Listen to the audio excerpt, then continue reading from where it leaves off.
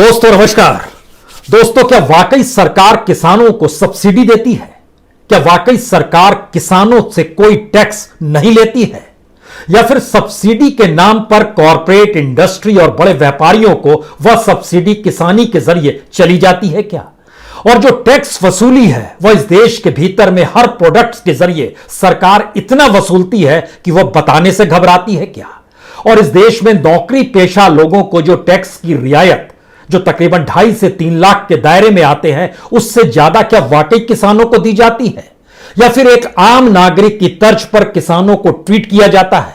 और इस देश के भीतर में किसान कितना कमा पाता है, इसकी भी जो लकीर सरकार ने खींची है वह इतनी न्यूनतम है कि ना तो सरकार इस देश में किसी तरीके की कोई सब्सिडी किसानों को देती है और ना ही यह कहने का हक उसे है कि वह टैक्स भी नहीं लेती है।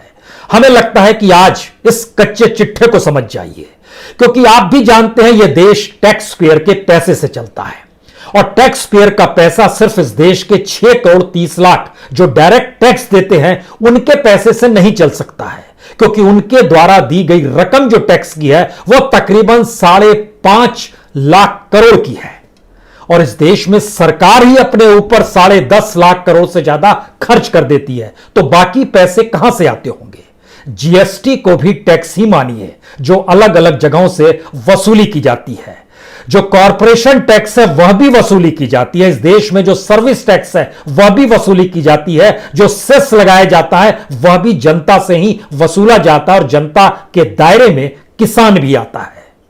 दरअसल यह कोई चक्रव्यूह नहीं है, लेकिन सरकार जब बताना शुरू करती है कि हमने सब्सिडी दे दी, हमने टैक्स नहीं लिया, तो इसके मतलब और मायने क्या है? हमें लगता है कि आज इसे परतों में खोलने की जरूरत है और यह भी समझने की बहुत ज्यादा जरूरत है। इस देश को चलाते हुए सरकार जब लोकतंत्र के गीत गाती है तो बीते 6 बरस में लोकतंत्र के गीत जिस महकमे, जिस मिनिस्ट्री, जिस डिपार्टमेंट से गाए जा सकते हो, उनका बजट 100% से ज्यादा इसी दौर में बढ़ा है। वो कौन कौन से डिपार्टमेंट हैं जो इस दौर में सत्तानुकूल हो गए लेकिन जनता के साथ वो नहीं खड़े नजर आते हैं?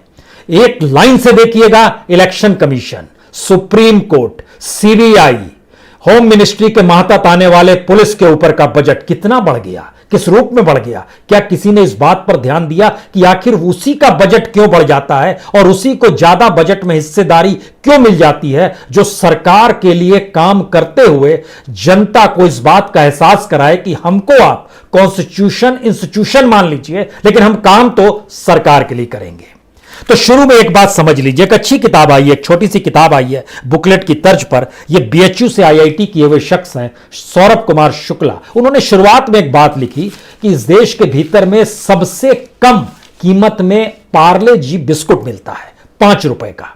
उसमें भी 76 पैसे टैक्स के तौर पर सरकार वसूलती है। उसमें से 36 पैसे चले जाते हैं, 38 पैसे चले जाते हैं राज्य के पास, 38 पैसे आ जाते हैं दिल्ली यानी मोदी सरकार के पास। सबसे ज्यादा टैक्स की वसूली पेट्रोल डीजल में ली जाती है। 100 रुपए अगर पेट्रोल डीजल है तो उसमें 40 रुपए चले जाते हैं मोदी सरकार के पास, 23 रुपए चले जाते हैं स्टेट के पास।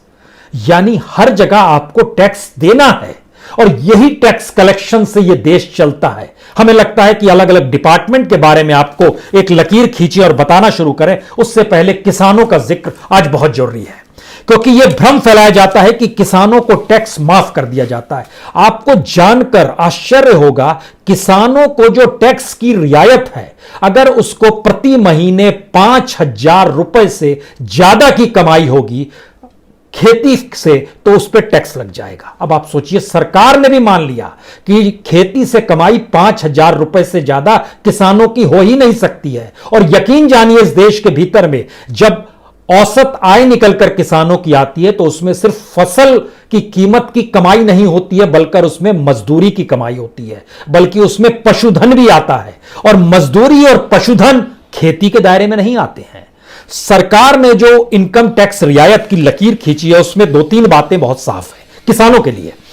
5,000 से कम आपकी अगर आय है तो फिर आपको टैक्स नहीं देना पड़ेगा। अब आप सोचिए, यानी महीने भर में 60,000 की कमाई, तो एक मिडिल क्लास में नौकरी पेशा करने वाला भी तो अगर उतना कमाता है तो उसे भी टैक्स नहीं देना पड़ेगा। दूसरी बात, खेती की जमीन से अगर आपकी कमाई होती है और वह भी अगर 5,000 से कम है तो भी आपको टैक्स देना नहीं पड़ेगा। यही स्थिति अगर आइएगा रोजगार, जो नौकरी पेशा लोग हैं जो शहर में रहते हैं, उनका तो एक लकीर खींची गई है 2.5 लाख से 3 लाख, उनको टैक्स नहीं देना पड़ता है। यही चीज किसानों पर भी लागू है, यानी किसानों की आय सिर्फ फसल के जरिए इतनी हो ही नहीं सकती है, तो किसानों की लकीर और नीचे ले आई गई। लेकिन उन सब के बावजूद भी किसान जो कमाता है, जो खास तौर से फसल से कमाता है, जब पेड़ को वो उगाता है तो पेड़ को दोबारा काटता और उगाने की प्रक्रिया में जो कमाई होती है, जो वो बीज बेचता है अपनी फसल के जरिए निकालकर, उस पर भी टैक्स माफ हो जाता है।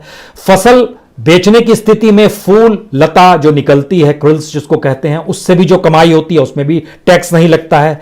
किसी को अगर आपने जमीन दे दी और उस जमीन पर उसने फसल उपजाई और उसके बाद जिस कॉन्ट्रैक्ट का जिक्र हो रहा है, कॉन्ट्रैक्ट फार्मिंग का, उसमें उससे जो आपको किसान को जो पैसा मिलेगा उसमें भी टैक्स नहीं लगेगा।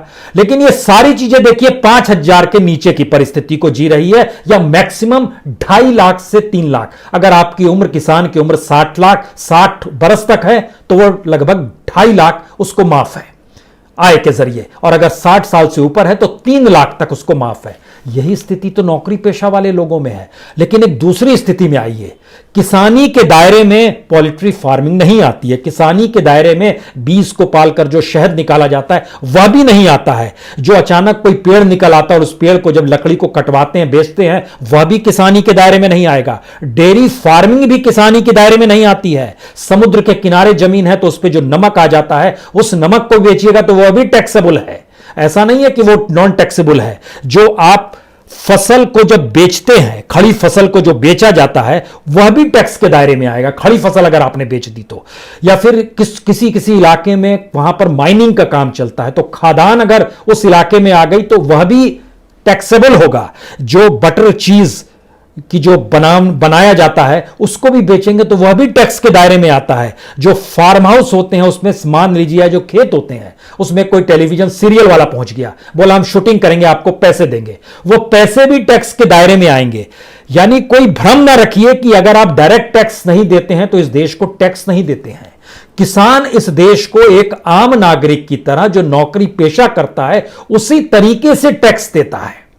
और जो टैक्स नहीं देने की लकीर खींची गई है इस देश में मिडिल क्लास को लुभाने के लिए, उससे ज्यादा बोझ उसको हर खेती से जुड़े प्रोफेशन के जरिए जो हमने लिस्ट पूरी बताई उसमें बहुत साफ तौर पर पड़ता है। यानी 5,000 रुपए से ज्यादा की कमाई टैक्सेबल हो जाएगी, यानी 60,000 रुपए एक साल की कमाई से ज्यादा टैक्सेबल के दायरे में आएगी। आपको फॉर्म भरना पड़ेगा और जब फॉर्म भरेंगे तो उसमें आएगा कि आपकी कमाई अगर 2.5 लाख तक है, इस देश में आपको रियायत मिल गई है तो मिल जाएगी। सनराइज समाचार को सब्सक्राइब करें और बेल आइकन को ऑल पे सेट करें ताकि आप हमारी आने वाली वीडियो का नोटिफिकेशन सबसे पहले पा सकें।